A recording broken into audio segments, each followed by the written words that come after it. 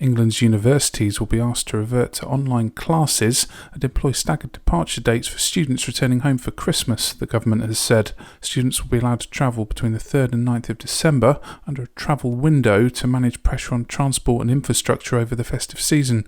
The plans are designed to help deal with the significant challenge of the mass movement of students at the end of term as part of the country's Covid-19 response. Joe Biden has said Donald Trump's refusal to concede defeat in the race for the White House is, quote, an embarrassment. The Democrat president-elect insisted nothing would stop the transfer of power. Republican President Mr. Trump, meanwhile, claimed that he would ultimately win the election after legal challenges. GP services could be scaled back so doctors can immunise patients against coronavirus at 7-day-a-week clinics. Health leaders warned surgeries would not be able to offer a full range of care for patients from December due to the demand for jabs at mass vaccination centres. Health Secretary Matt Hancock said he expects GPs to play a big role in administering any coronavirus jab and that the NHS may be ready for the rollout from the start of December.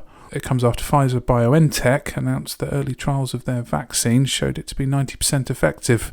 Boris Johnson is to face sustained pressure from within his own party not to extend the national lockdown after senior Tory backbenchers formed a group to resist any such moves.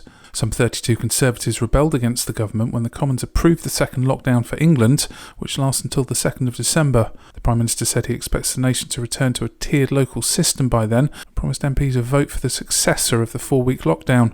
Former Chief Whip Mark Harper and former Brexit Minister Steve Baker will lead the so-called Covid recovery group to resist any extensions of the measure in the Commons vote.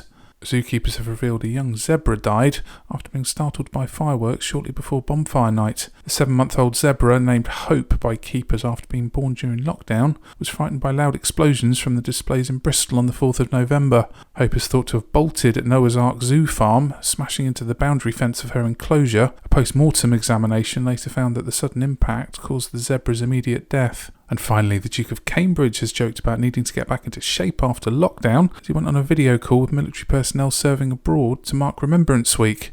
Prince William recalled being beasted by PT fitness instructors during his time in the forces as he chatted to representatives from the Army, the Royal Navy and the Royal Air Force. It comes as homes across Britain will fall silent today to remember the nation's war dead on Armistice Day as the coronavirus pandemic limits public commemorations. People have been encouraged to pause on their doorsteps or by windows for the traditional 2-minute silence at 11 a.m. today.